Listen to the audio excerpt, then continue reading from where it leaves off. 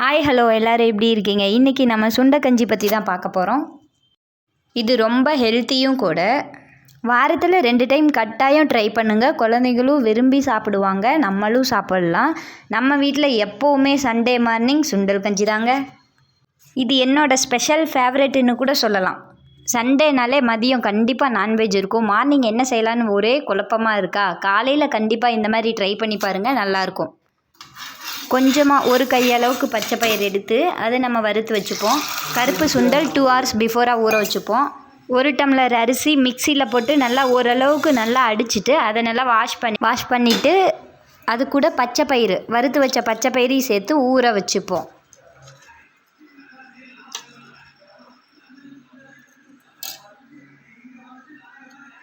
ஒரு வாணலியை அடுப்பில் வச்சு அது தண்ணி கொஞ்சம் ஹீட் ஆனதுக்கப்புறமா ஒரு 4-5 பல் வெள்ளை பூண்டு உரித்து சேர்த்துப்போம். 2 டேபிள் ஸ்பூன் ஜீரகம் சேர்த்துப்போம். கொஞ்சம் நல்லா சூடானதுக்கப்புறம் நம்ம ஊற வச்ச அரிசி, பச்சை பயிறு இதையும் சேர்த்துக்கோங்க. சேர்த்து விட்டு கலக்கி விட்டுட்டே இருக்கணும். கொஞ்சம் விட்டுட்டோம் அப்படின்னா அடி பிடிச்சிடும். அப்பப்போ கலக்கி விட்டுட்டே இருங்க. உப்பு தேவையான அளவு. ஓரளவுக்கு வெந்து வந்துடுச்சு. இப்போ நம்ம கருவேப்பிலை சேர்த்துப்போம். முருங்கைக்கீரை பிஞ்சு கீரையாக கட் பண்ணி பொடியாக சேர்த்துக்கோங்க.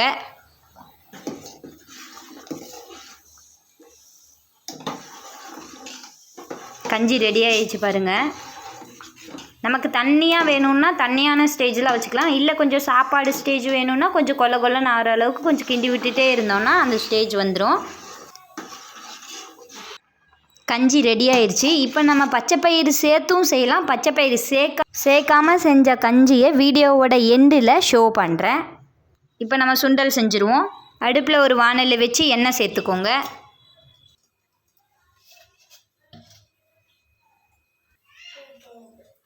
எண்ணெய் காஞ்சதும் கடுகு உளுந்து சேர்த்துக்கோங்க.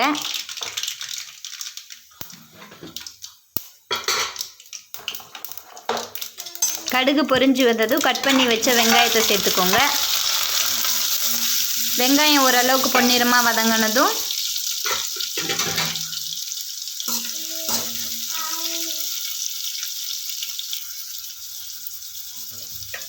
இஞ்சி பூண்டு விழுது சேர்த்துக்கோங்க.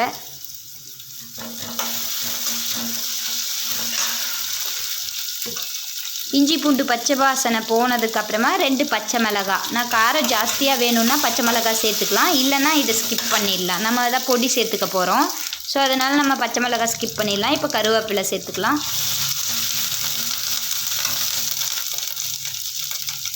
கட் பண்ணி வச்ச 2 தக்காளி சேர்த்துப்போம்.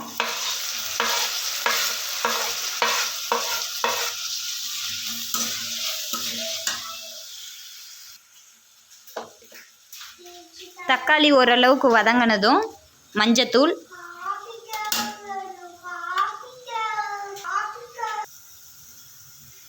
உப்பு தேவையான அளவு. அதிகமாக சேர்க்க வேணாம், ஏற்கனவே நம்ம கஞ்சியில் சேர்த்துருக்கோம், அளவோடு சேர்த்துக்கலாம். கரம் மசால் 1 ஸ்பூனு,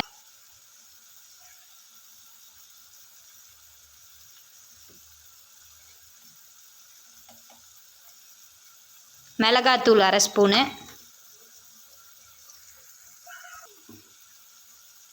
பிரியாணி மசாலா 1/2 ஸ்பூன். காரம் கொஞ்சம் வேணுன்றதுக்காண்டி பெப்பர் 1/4 ஸ்பூன் சேர்த்துக்கிறேன்.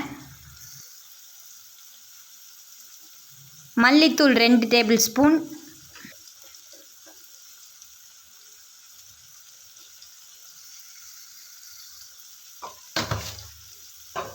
நல்லா கிண்டி விட்டுக்கோங்க.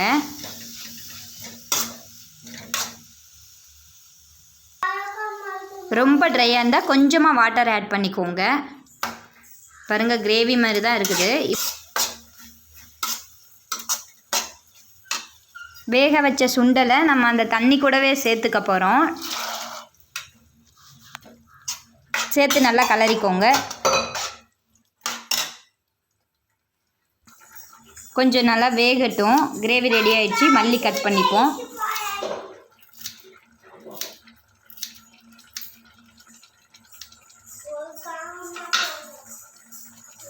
அவ்வளோதாங்க, சூப்பரான சுண்டல் ரெடி ஆயிடுச்சுங்க.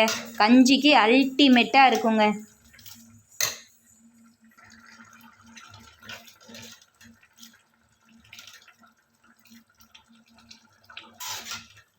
உங்கள் வீட்டில் நீங்கள் ட்ரை பண்ணி பார்த்துட்டு எப்படி இருந்ததுன்னு சொல்லிட்டு கமெண்ட் பாக்ஸில் கமெண்ட் பண்ணுங்கள். கூடவே லைக் அண்ட் சப்ஸ்கிரைப் பண்ணிக்கோங்க.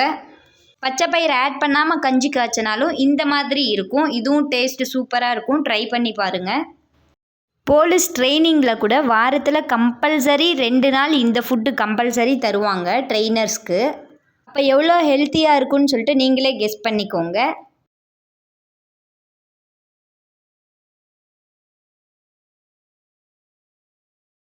உங்கள் வீட்டில் நீங்களும் ட்ரை பண்ணி பார்த்துட்டு எப்படி இருந்ததுன்னு சொல்லிட்டு சொல்லுங்கள். Until then bye from Lucky லிஷாந்த்.